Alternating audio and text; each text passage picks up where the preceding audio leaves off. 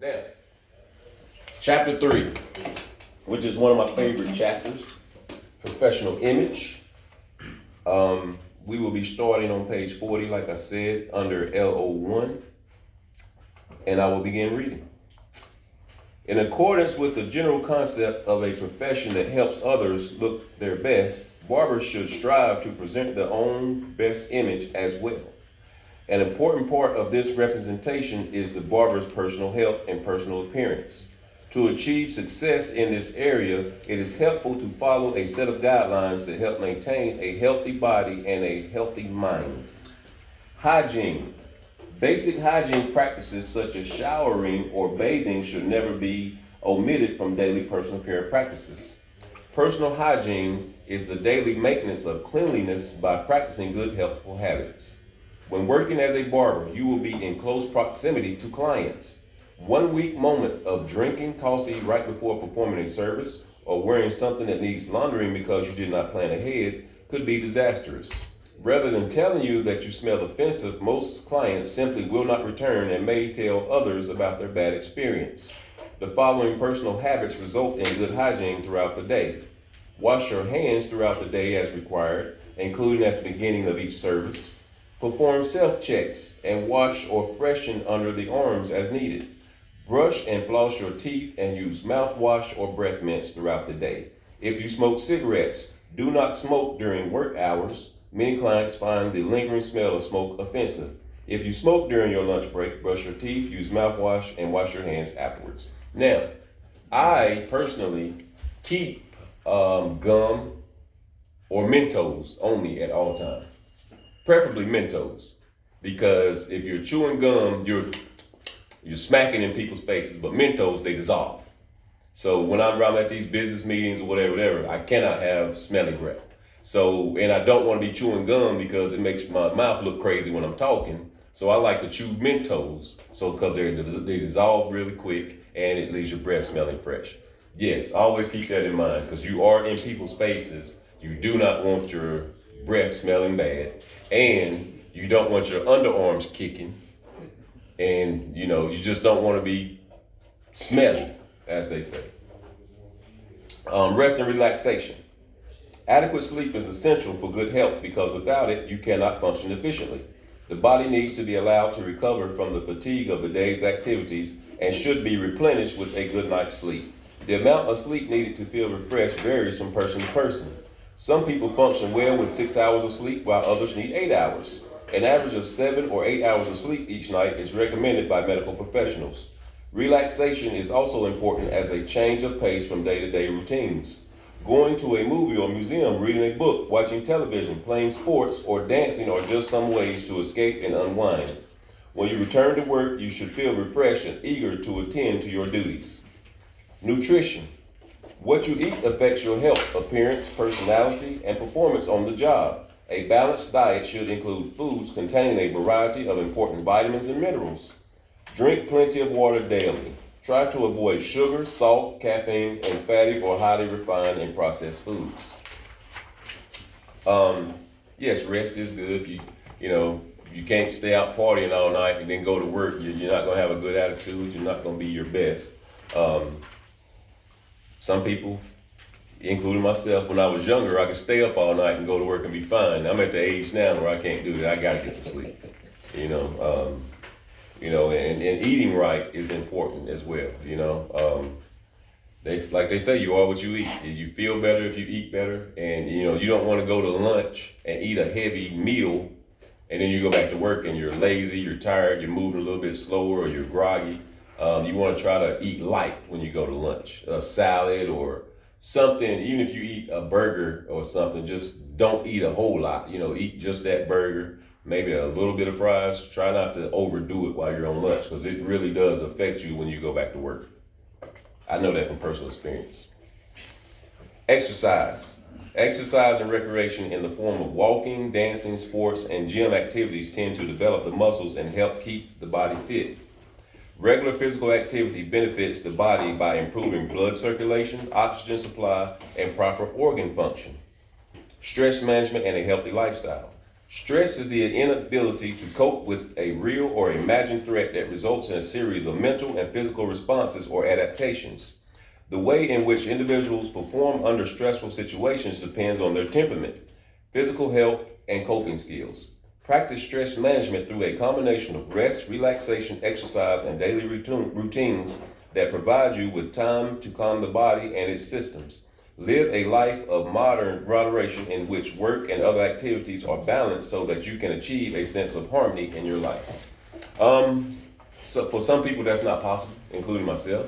You're gonna be in situations, you got kids, you got to run, pick up the kids, you gotta go to school, you gotta go to work, you got a whole lot of things that, that you have to take care of that the next person won't have to take care of. If you don't have any kids, don't have stress, different people have different stress levels and different things going on in their lives. And so we all deal with it differently.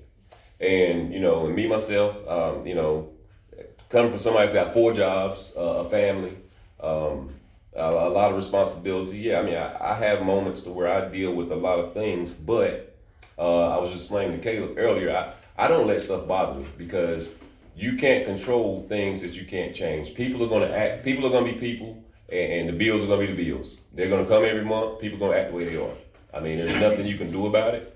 The best you can do is just cope with it as best you can and just try to keep yourself in a positive attitude, because when you're working or whatever, you don't want your attitude and your stress level to affect your ability to work and to affect your attitude around your customers, because that can cause you to lose a customer, as the book stated, and that can cause the word get out, man, that dude, he's got an attitude problem, or he's always grumpy or something, So you always want to try to keep yourself relaxed and calm, and keep your mind calm as best you can.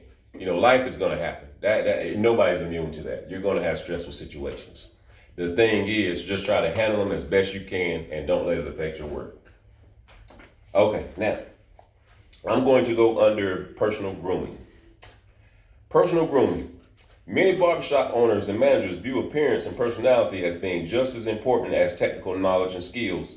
Personal grooming is the process of caring for parts of the body and maintaining an overall polished look. How do you dress and how do you take care of your hair, skin, and nails reflect your personal grooming habits. Dress for success. While working, your wardrobe selection should express a professional image that is consistent with the image of the barbershop. Your professional image is the impression you project through your body, through both your outward appearance and your conduct in the workplace. Your clothes must be pressed and clean, not simply free of the dirt that you can see, but stain-free, an objective that is sometimes difficult to achieve in a barbershop environment. Be mindful about spills and drips when using chemicals, and avoid leaning on counters in the work area, particularly in the dispensary or storage room. Although many shop owners do not require their barbers to wear standard uniforms, they may have a specific dress code for the shop, which I do. I require you to wear a uniform that I give you. I provide a uniform, and I require shirt and ties, which I'm relaxing on that, but I have a high standard for my shop, and I expect us to look like it. So if you work in my shop, you got to wear a shirt and tie, and you must wear the uniform that I issue you, because that's just what I want for my shop. What about girls? Girls you would get the same uniform. Of course, your dress attire would be different. Yeah. Yes, but you still would be required to wear the given smock with the plush cuts, your name and everything that has a professional. The same, like the smock that I wear here, the same at the barbershop. I just require everybody, you have to wear that every day. And we got different colors, we switch colors. Everybody has to have on the same color. Like one person can't be wearing black, the other one blue, and then we got a red one. No, everybody has to be uniform. Everything has to look professional and put together. That's just the way I run my shop. Each shop owner is different. Some it's like I don't allow shorts. Just like I don't allow shorts here, I don't allow shorts in my barbershop. I don't allow, I just believe in certain things, to each his own. Each shop owner may allow different things, but as for me and my shop, there's just certain things that I have dress code and standards. Hey, Dave, I don't mean to interrupt you, but I got a question. Okay. Yeah, I'll just let you know. Okay, man. Yeah, all this will be online. Okay. All right. I got you. Okay. I'll read over it. Okay. I'll take care. Okay. Now, Thanks for that. For example, some may require, as I was going to say, the wearing of a barber's jacket, some a smock, others a tie or specific colors. These requirements are examples of a barbershop's culture and how barbers can dress for success. Somebody told me a long time ago, the owner of the shop sets the tone for the shop. There are barbershops, I'm not calling out anybody's shop in particular. I mean, they allow people to drink in the shop. You can come in there and just do whatever, and the barber drinks. They just do whatever. I would never allow that in my shop. And that allows, I'm a firm believer, that allows a spirit of negativity, a spirit of just, what's the word I'm trying to find? Just a bad spirit, I'll say that. But when you come to my shop, everybody's dressed professionally. It's a different tone. The atmosphere is different. And so you feel safe. Your grandmother and children can come in my shop. And there's some places you can't. Is it not illegal for a barber to drink? There's no law stating that you can't drink. You can drink, smoke a joint while you're cutting somebody's hair, whatever. There's no laws or statutes that says you can't. Oh, so you can. That is wild. Isn't that dangerous? Yeah. It's very dangerous. But hey, if you as a customer, if you know this man is drinking and smoking and doing drugs, and if you choose to get in this chair, hey. And science said that man might walk off with a little slice of bologna hanging off of him if he's been drinking and smoking. Hey, it happens. You would be surprised. Barbers step out back, get them a couple pulls off a joint, and go back in there and cut. I mean, you'd be surprised at how often that happens, man. Okay, now, so when shopping for work clothes, visualize how you would look and function in them while performing services. Is the image you represent one that is acceptable to your clients? It is important to consider body type and shape when choosing what you wear to work. Select clothing that looks flattering and be sure to look in the mirror from various angles before leaving for work. Avoid both excessively baggy and overly tight clothes, which can get in the way of your work. Dressing for success does not mean that you have to be someone that you are not. Everyone has a unique personality, and it is okay to let your personality speak through your clothing, shoes, and accessories. Just remember to tune in to the barbershop's culture. While it is important to always follow the employer's dress code, here are some universal wardrobe guidelines. Wear clothing that is clean, fresh, and current with fashion. Choose clothing that is functional, comfortable, and stylish. Accessorize your outfits, but make sure that your jewelry does not make noise while you work, dangle in the client's face, or get caught in equipment. Wristwatches, while a good idea to help stay on schedule, should be waterproof. Wear shoes that are supportive, polished, and in good repair. Ill-fitting shoes are not the best choices to wear when a lot of standing is required. Hair maintenance. Complement your professional wardrobe with an up-to-date hairstyle. It is important to keep your haircut and style fresh. To accomplish this, schedule time for a hair appointment and possibly barter with other barbers for hair care services. Even the pros deserve to be pampered. Remember, you are a representative of the profession. Facial grooming for male barbers is also of utmost importance. If you maintain a beard or mustache, be sure it is neat and trimmed. For the clean-shaven barber, shave daily and avoid undue stubble. Your personal facial grooming can further testify to your barbering skill, especially in this heyday of facial hair. Now I'm gonna tell y'all a truth.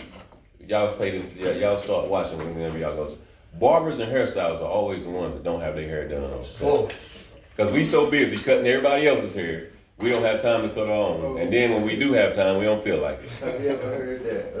I think it'd be on the radio station. They'd be like, go to the barber with the worst haircut or something like that. Yeah, that too. Yeah. Well, what that means is that means he busy and he doing. No. What that means is they said, okay, say it's two barbers. No, say it's two barbers in the shop. Say it's me and Nate. Okay, we cut each other's hair. Now his haircut is fresh and mine's jacked up. So that means he cut my hair and he did it right and I jacked him up. That's why they say go to the one with the worst haircut. Because the other guy, because, you know what I'm saying? That's what that means. That's on that Mr. Jenkins. Mr. Jenkins commercial. Yeah. That's Because we had that same discussion in the barbershop and somebody else thought it meant something else. Yeah. And I said, no, that's not what they meant. And so, yeah, that's what it Ain't means. all three of y'all bald though? Ha! No, Ty wears hair. What's Oh, what's wrong with the best beard? Huh? That's what you gotta Yeah, get. the bar with the best beard. Yeah. Yeah. Or no, the worst beard. Yeah, that's the worst Worst beard. beard. Well, that would be me. I've got the worst beard out of everybody. Yours But don't grow though. I don't. That's what I'm saying. I don't wear a beard. That's Yeah. not fair. But I trim Ishmael and Ty's beard, and they short. But like I said, but mine is just I don't even really wear a beard, you know. So yeah. Okay, hair maintenance. Complement your professional wardrobe with an up-to-date hairstyle. It is important to keep your haircut style fresh. I just read that. Skin care and makeup. Just like a smile, proper skin care can help promote a professional image. Having and maintaining healthy skin is an ongoing process.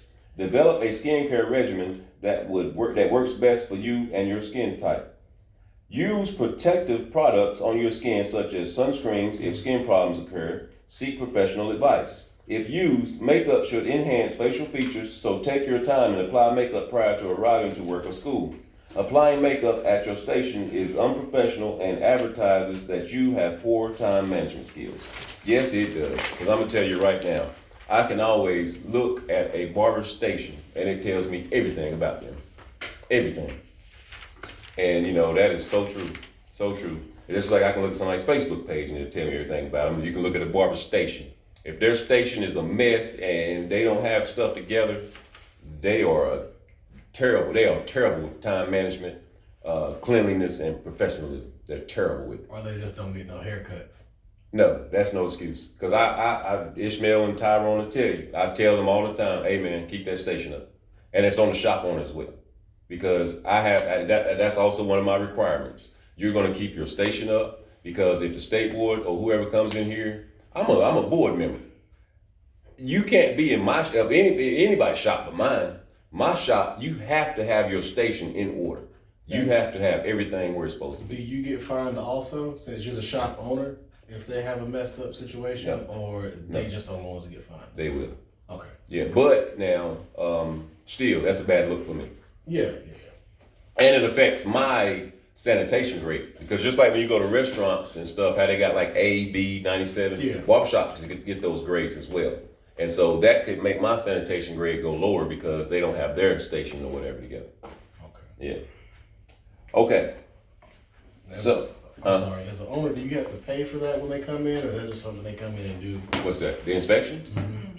No, that's included in your yearly renewal fee, Okay. the inspections. Now, you don't pay. But now, if they fine you, you got to pay that fine. But as far as them coming and inspecting your shop, no, you don't have to pay. Okay, employ proper ergonomics to protect your body. Your physical presentation involves your posture and the way you walk and move. Good posture conveys an image of confidence and can prevent fatigue and many other physical problems. Sitting or standing improperly can put a great deal of stress on your neck, shoulders, back, and legs. Having good posture allows you to get through your day feeling good and doing your best work. Working as a barber, you will spend most of your time in a standing position. Raising your arms to work at the top of the client's head or bending over at the shampoo bowl are repetitive motions that can create physical stress on the hand, wrist, arm, shoulders, and lower back areas. When such stresses occur, physical or movement therapies may be required to maintain proper body alignment. Practice the following guidelines for maintaining a more stress-free standing posture behind the chair. Keep your head up and chin parallel to the floor. Keep your neck elongated and balanced directly above the shoulders. Lift your upper body so that your chest is up and out. Do not slouch. Hold your shoulders level and relaxed. Stand with your spine straight. Just as there is Your 3 o'clock is here. Okay. Tell them we'll be right with you. Just as there is a mechanically correct posture for standing, there is also a correct sitting posture. Use the following guidelines to learn to sit correctly in a balanced position. Keep your hips level and horizontal, not tilted forward or backward. Flex your knees slightly and position them over your feet. Lower your body smoothly into a chair, keeping your back straight. Keep the soles of your feet on the floor directly under your knees. Have the seat of the chair even with your knees. This position will allow the upper and lower legs to form a 90-degree angle at the knees. Rest the weight of the torso on the thigh bones, not on the end of the spine. Keep your torso erect. When sitting at a desk, make sure it is at the correct height so that the upper and lower parts of your arm form a right angle when you are writing. I'm gonna stop right there. It is. Okay, we are recording. So, we are at the point for chapter 3 under practice effective human relation and communication skills. And I will begin under LO4. Human relations describes the interactions and relationships between two or more people. Effective human relation skills help you build rapport with clients and coworkers. Rapport involves establishing a close and empathetic relationship that fosters agreement and harmony between individuals. Your professional attitude is expressed through your self-esteem, confidence, and respect you show others. Good habits and practices acquired during your educations lay the foundations for a successful career in barbering. The following guidelines for good human relations will help you gain confidence, deal courteously with others, and become a successful professional.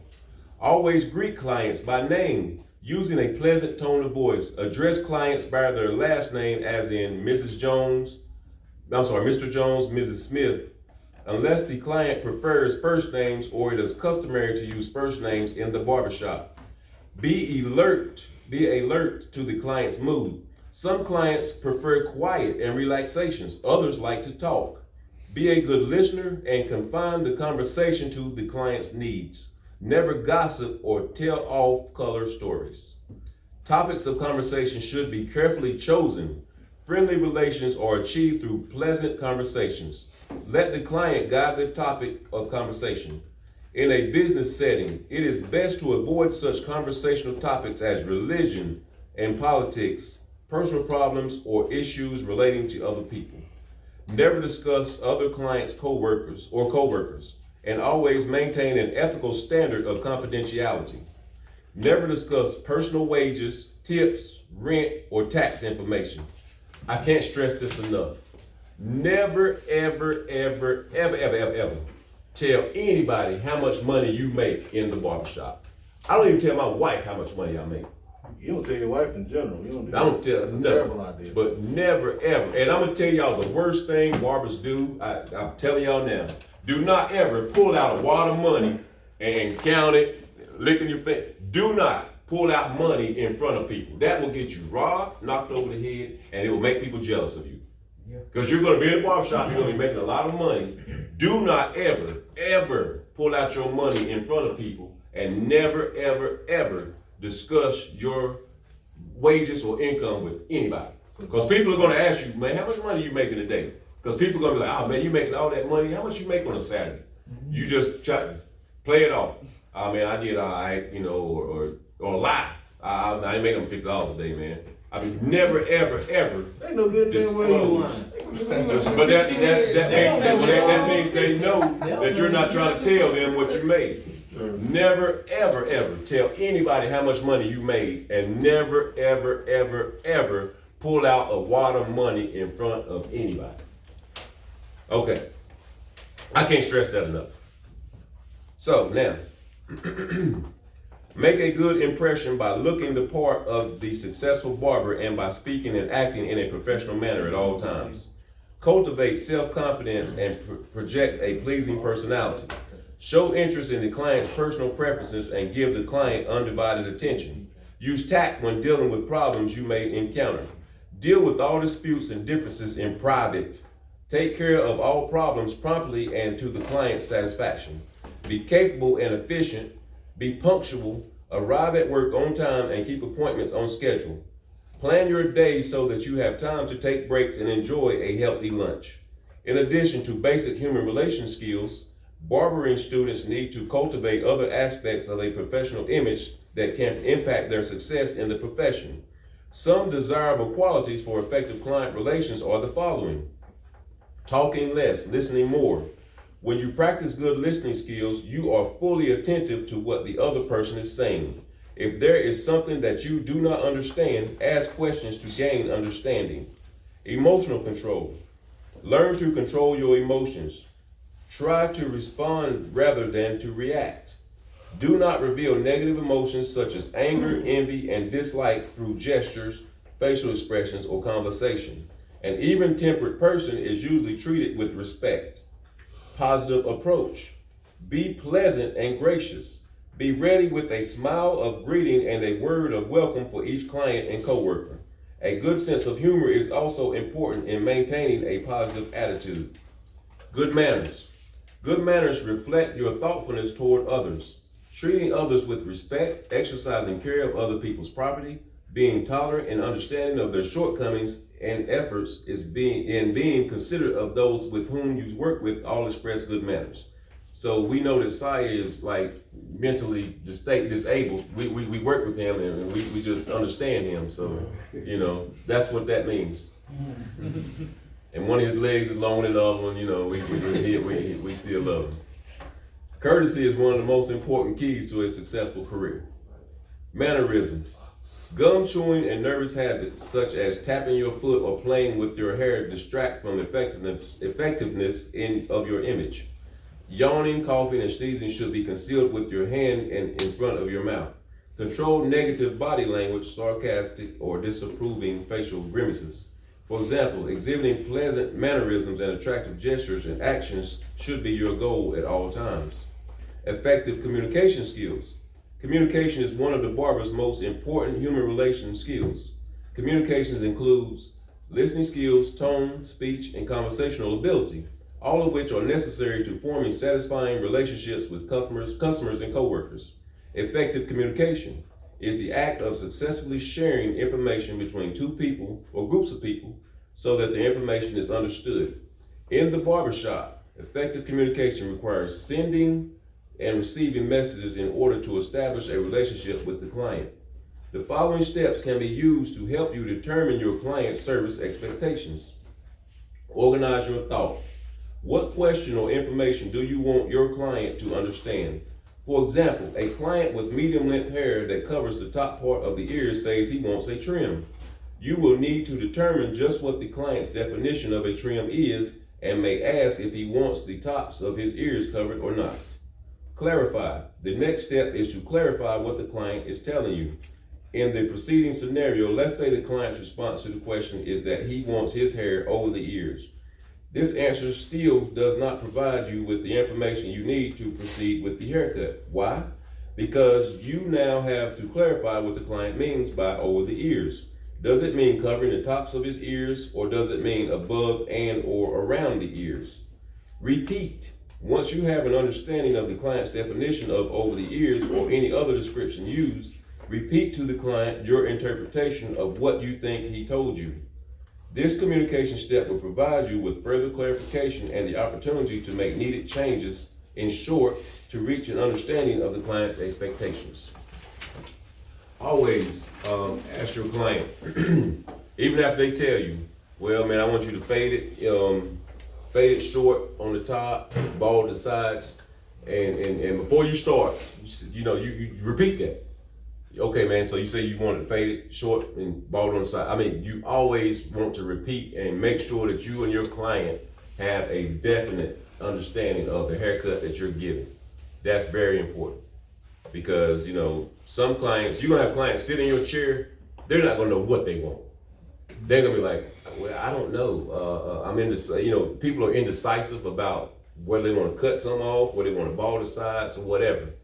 And so regardless of how indecisive they are, before you start cutting their hair, you tell them, okay, man, well, if they're indecisive, okay, well, what I'm gonna do is I'm gonna put a 1 on the sides, which would leave it about this length. And if you see somebody in the shop say, well, it'll leave it about the length of Keywan's top or whatever, you know what I'm saying? You always make sure that you and your client are on the same page of how you're gonna cut their hair before you start.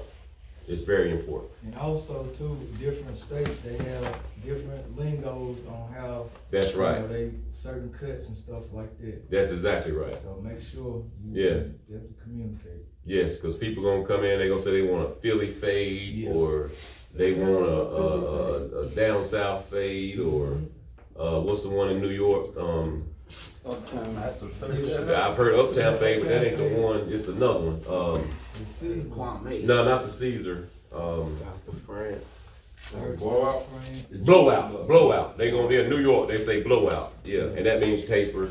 I mean, so yeah, it's different lingos in different states, because you know, and you're gonna come across that, and so you know, and they're gonna expect you like. Actually, I had a problem with that before. I had a lot of guys that was coming. Well, I cut one guy from New York, him and his family, so their whole family started coming. And you know, they had their different lingo. I did, that was a good point. And like I said, the dude sit down in my chair and he was like, cut me a blowout. And so, all right, so I'm thinking in my head, he had a little hair on his head, so I'm thinking he wants an afro, blowout. Right, yeah. But no, in New York, a blowout, they call it a taper. I mean, it's nothing but a taper fade. Yeah. And so yeah, that's a good point. Yeah, different. So what happened? Did you I cut it, and then he was like, "No, man, that's not what I want." So we had to go through the whole process all over again, and I ended up having to cut it down, and you know, and give him the taper that he wanted. But it wasted time, so I only made money for one haircut, but I had to cut it twice. Mm-hmm. Right. And so that's why it's important to know what your client is talking about, because, like, say your client says take a certain length off the top. If you don't take that length off the top, then you got to go back and do it again, and that's more time it's taking to get that client out of your chair.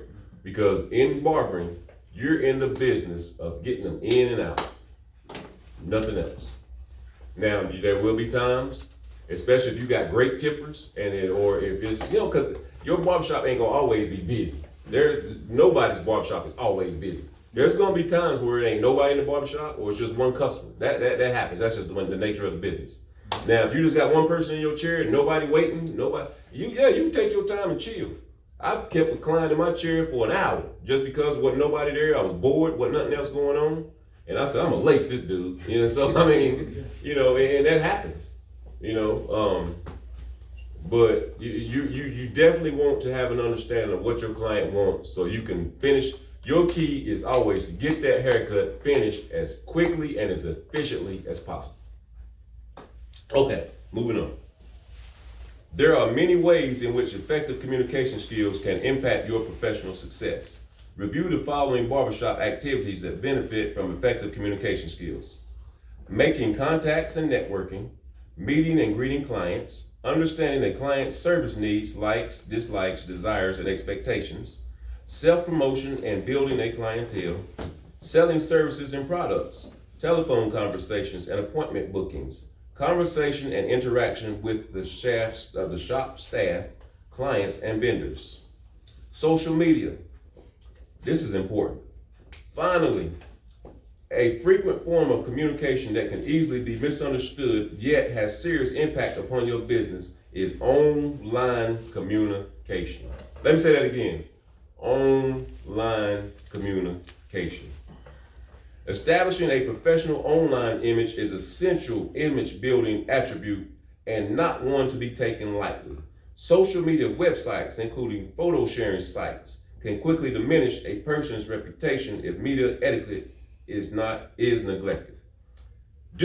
Manage your professional pages and walls. Use social media to communicate with peers and clients. Post helpful content. Don't use profane language. Participate in or entertain arguments online. Post nude or embarrassing photographs. Forward spam.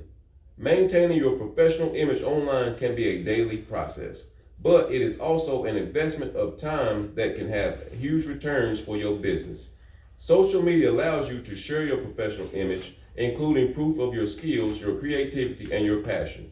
With an enormous world of potential clients and fellow barbers, it is up to you to make sure the image is your best. Now, y'all can use my social media page for an example. Look at my social media page. Not one cuss word. Stop the recording, please.